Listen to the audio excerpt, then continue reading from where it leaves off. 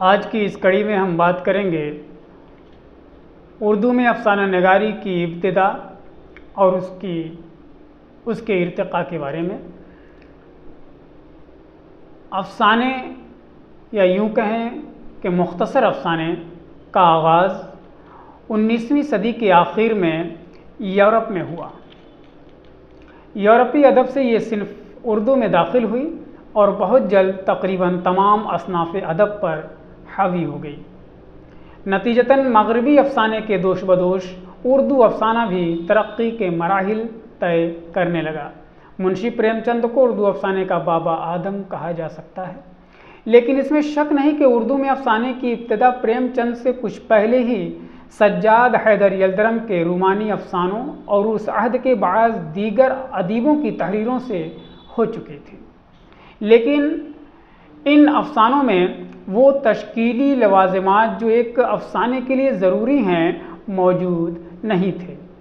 ان ادیبوں میں سجاد حیدر یلدرم، علامہ راشد الخیری، پنڈت رتن ناتھ سرشار، خواجہ حسن نظامی اور محمد حسین آزاد وغیرہ کے نام خصوصیت کے حامل ہیں۔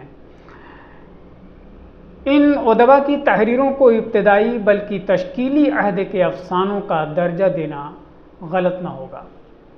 تاہم سجاد حیدر یلدرم کو اردو افسانہ نگاری کی تاریخ میں خصوصی مقام حاصل ہے۔ ان کے افسانوں میں زیادہ تر تخیل کی کارفرمائی نظر آتی ہے۔ وہ اپنے افسانے میں رومانی اور تصوراتی فضا سے کام لیتے ہیں۔ وہ فرد اور سماج کو قدامت پسندانہ رسوم و رواج اور فرسودہ اخلاقی بندشوں سے آزاد دیکھنے کے خواہش مند ہیں۔ ان کے افسانوں میں فنی حسن کا ایک نیا انداز ملتا ہے۔ جہاں پھول کھلتے تھے، ایک مغنیہ سے التجا، کلوپترا، قاہرہ کو دیکھ کر، میں چاہتا ہوں اور ویرانے صنم خانے وغیرہ ان کے مشہور افسانے ہیں۔ انسانی زندگی کی رومانی اور جذباتی ترجمانی کرنے والوں میں نیاز فتح پوری، مجنون گورکھپوری اور حجاب امتیاز علی کے نام بھی قابل ذکر ہیں۔ ان لوگوں نے اپنے افسانوں میں یلدرم کی طرح حقیقت سے زیادہ تخیل سے کام لیا ہے اور اسلوب اور انداز بیان کی دلکشی پر خاص توجہ دی ہے۔ تاریخی اعتبار سے پریم چند کے افسانے کافی اہم ہیں۔ پریم چند وہ پہلے شخص ہیں جنہوں نے اپنے افسانوں میں مغربی افسانے کی طرز پر افسانے کے فنی لوازمات کو بحسن و خوبی برتنے کی کوشش کی ہے۔ نیز انہوں نے افسانے کو زندگی کے تلخ حقائق سے روشناس کرایا اور اسے قومی جذبات اور بالخصوص دیہاتی معاشرے اور اس میں رونما ہونے والی سماجی و معاشی تبدیلیوں کا ترجمان و عکاس بنایا اور حقائق نگاری پر زور دیا۔ ان کے افسانوی ادب میں پنچایت، بیٹی کا دھن، بانکا زمیندار، بڑے گھر کی بیٹی، دو بیل، کفن، پچھتاوا، ایمان کا فیصلہ وغیرہ کافی اہمیت کے حامل ہیں۔ پریم چند کی روایت کو آگے بڑھانے والوں میں سدرشن بالی، اعظم کریوی، علی عباس حسینی اور اپیندر ناتھ اشک کے نام خاص طور پر قابل ذکر ہیں۔ ان ادبا کے افسانوں میں پریم چند کی حقیقت نگاری اور واقعیت پسندی کے گہرے نقوش ملتے ہیں۔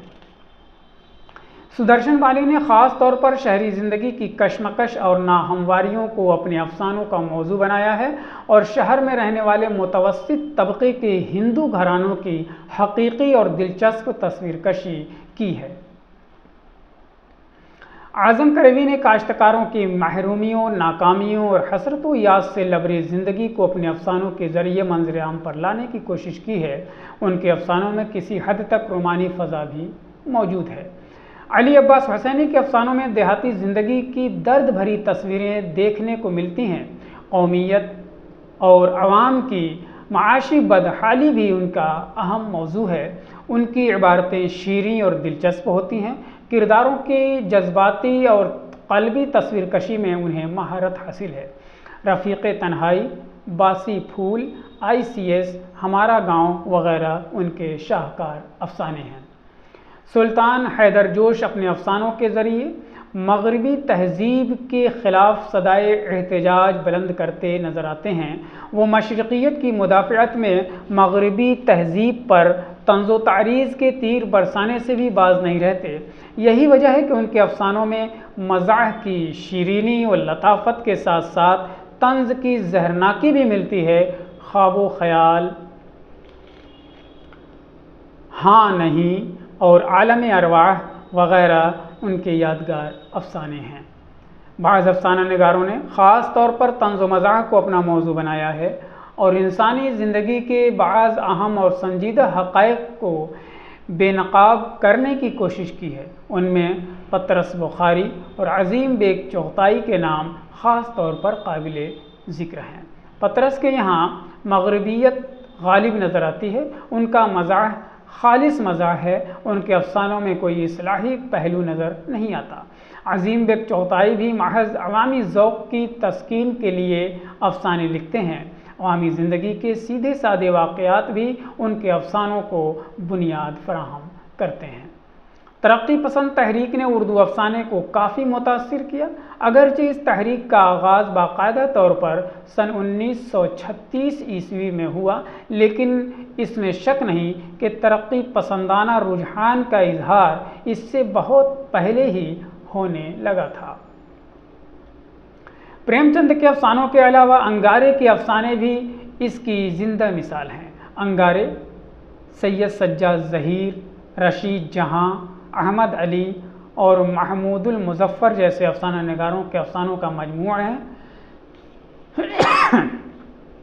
ان افسانوں میں زندگی کی حقیقتوں کو بڑی بے باکی اور جرأت مندی کے ساتھ پیش کیا گیا ہے۔